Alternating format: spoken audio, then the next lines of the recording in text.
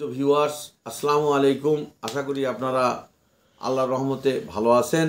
আজকের যে বিষয়টা আমি আলোচনা করব ভিডিওটা করতেছি সেটা হচ্ছে খাস খতিয়ান। খাস খতিয়ান বলতেই সরকারের কাছে যে জমি চলে যায় সেটা 1 নম্বর খতিয়ান, এটাকে বলা হয় খাস খতিয়ান। তা আপনার জমি আপনি দীর্ঘদিন যাবৎ যুগের পর যুগ খায় আসছেন, 50, 60, 70 বছর থেকে আপনি খেয়ে আসতেছেন। আপনার বাবাও কিন্তু ওইভাবে খেয়ে আসছে, কিন্তু এই মতো অবস্থায় আপনার বাবা পৃথিবীতে থেকে নেই, বা অথবা আপনার বাবা আছে জীবিত, তার বয়স বেশি। আপনাদের এই খতিয়ানে যে জমিটা রয়েছে, খাস খতিয়ানে যে জমিটা, এটা আপনাদের কিন্তু সিএস এবং এসএআরএস খতিয়ান অনুযায়ী কিন্তু আপনাদেরই জমি। কিন্তু আপনি নিজেও জানেন না যে আমার এই জমিটা সরকারের খাস খতিয়ানে কীভাবে চলে গেল। আমরা তো জমি খাচ্ছি। শোনেন, এটাই বিষয়টা হচ্ছে কি, আপনাদেরকে এই জমিটা খাজনাপাতিরা আপনার দীর্ঘদিন যাবৎ এই খাজনাপাতি আপনারা আদৌ সরকারকে পরিশোধ করেননি। তার মানে খাজনা যেহেতু আপনি দেন নাই, সেই হেতু এই জমিগুলান কিন্তু অলরেডি নিলাম হওয়ার কথা ছিল। একসময় কিন্তু প্রথা ছিল, নিলামের প্রথা ছিল। জমিদারি কায়দায় কিন্তু যখন জমিদারি ছিল তখন কিন্তু প্রজা ছিল, প্রজারা কিন্তু খাজনা আদায় করত। প্রজাদের কাছ থেকেই কিন্তু জমিদারেরা খাজনা কিন্তু আদায় করত।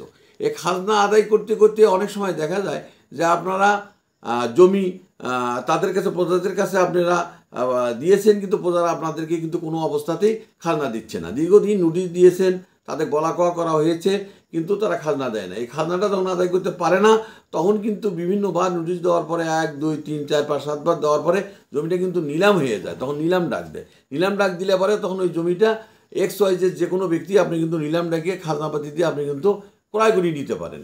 তাহলে পরে এই জমিটা যেমন আপনার তদ্রূপ, আপনার যেমন খাজনা দেন না, আপনার এক খাস খতিয়ানে চলে গিয়েছে আপনার জমি, হঠাৎ করে আপনি দেখতেছেন যে আমার জমির মধ্যে গুচ্ছগ্রাম তৈরি করতেছে সরকার, বালু ফেলতেছে। কেরে আমার জমি সরকার বালু ফেলে, কারণটা কি? তার মানে আপনার জমিটা অলরেডি আপনার কাছে আর নেই।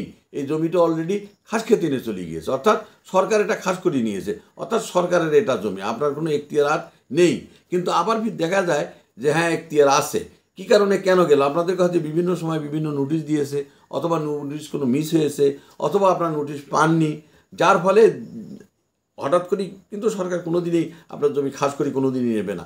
কারণ থাকবে কিছু, আপনাকে নোটিশ দিয়েছে, পান নাই, অথবা নোটিশটা দিয়েছে আপনারা গুরুত্ব দেননি, অথবা তহসিলদারের সাথে আপনারা কোনো যোগাযোগ করেননি।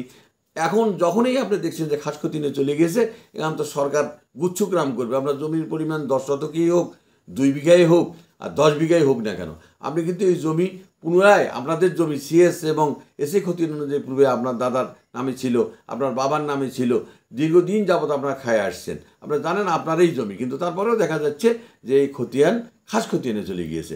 তখন আপনাকে করতে হবে কি, যখন আপনি দেখলেন তখন আপনার তড়িহড়ি করি আপনাকে তহসিল অফিসে যেতে হবে। তহসিল অফিসে গিয়ে প্রসিডিওর নিয়ম অনুযায়ী তহসিলদার আপনার সব কিছু বলে দেবে, দিয়ে আপনার খাজনা যতদিন থেকে বাকি রয়েছে সমুদয় খাজনা আপনাকে পরিশোধ করে দিতে হবে। দেওয়ার পরে এটার একটা আপনি ডিসি অফিসে একটা দরখাস্ত করবেন। দরখাস্ত করার পর তারপরে আপনার যাতে জমিটা পুনরায় আপনি আপনার মানে আপনার খতিয়ানে নিয়ে আসতে পারেন, সে ধরনের বিধান আছে।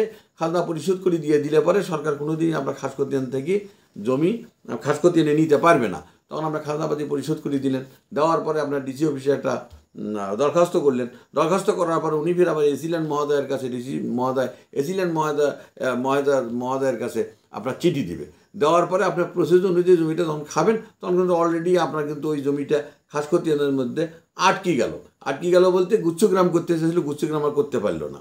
তখন আপনার খাজনা দিলেন, একটা বাইডিংসের মধ্যে বললো, আপনারা কেস করলেন, করার পরে দীর্ঘদিন যাওয়ার পর ওটা আপনি উকিল দ্বারা আপনার কেসে জবাবদিহিতে আপনার প্রশ্ন দিবেন। আপনার জমিনে সিএসএ আছে, আপনার 1 খতিয়ানে আছে, আপনার হচ্ছে এসএ খতিয়ানে আছে, বর্তমানে আপনার হাল দখলে আপনার আছে, কিন্তু সেই জমি কিভাবে সরকার খাস করে নিয়ে নেয়? আপনার মাথা তো খারাপ হওয়ারই কথা। কেননা আপনি দীর্ঘদিন যাবৎ যে কোনো কারণেই হোক, ওটা ভুলবশতই হোক, অথবা ভুলবশত বলতে ঠিক না, এটা আসলে আপনি খাজনাটা সঠিক সময় পরিশোধ করেননি। তখন দেখছি কোনো জমিনের মালিক নেই, হ্যাঁ, খাজনা দিবে কে?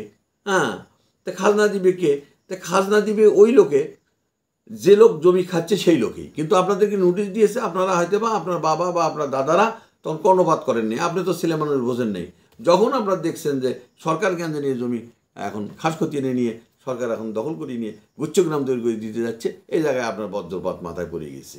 অতএব তখনই আপনি তহসিলদারের সাথে যোগাযোগ করে আপনি খাজনাপাতি ক্লিয়ার করে দিয়া আপনার দিলেন পেপারস আছে সিএস এবং আরএস, এবং বর্তমান যেটা এগুলো সব আপনি অলরেডি যা যা আছে পেপারসগুলো সব আপনি দিবেন। দেওয়ার পরে পুনরায় কিন্তু ওই জমি আপনি খাস খতিয়ানে চলে গেলেও নেওয়ার বিধান আছে, যেহেতু পূর্বের মালিক আপনারা। তাই এই খাস খতিয়ান সম্বন্ধে আপনাদেরকে আমি বললাম যে কথাগুলেন, এই কথাগুলেন কিন্তু আসলে এটা আইন সবার জন্যেই সমান, আইন কারোর জন্যে কম বেশি না, আইন বিধান আইন সবার জন্যেই সমান।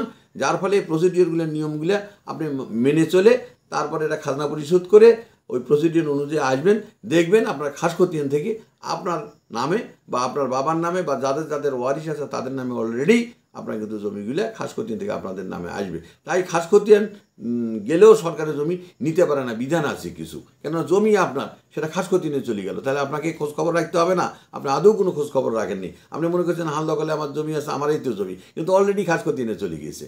যার ফলে এগুলোর বিধান আছে, এই বিধান অনুযায়ী আপনি খাজনাবাদি দিবেন, দেওয়ার পরে প্রসিডিওর নিয়ম অনুযায়ী খাস খতিয়ান থেকে আপনার খতিয়ানে নেবেন।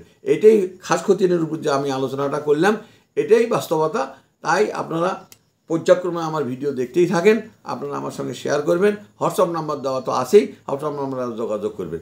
তাই আপনাদেরকে এই বিষয়গুলোর সম্বন্ধে সম্পূর্ণভাবে আমি জ্ঞাত করলাম, অর্থাৎ আপনাদের নলেজে দিয়ে দিলাম। তাই আপনাদের কোনো প্রশ্ন থাকলে আমাকে সরাসরি প্রশ্ন করতে পারেন, অথবা হোয়াটসঅ্যাপেও আপনার ফোন দিয়েও জানতে পারেন।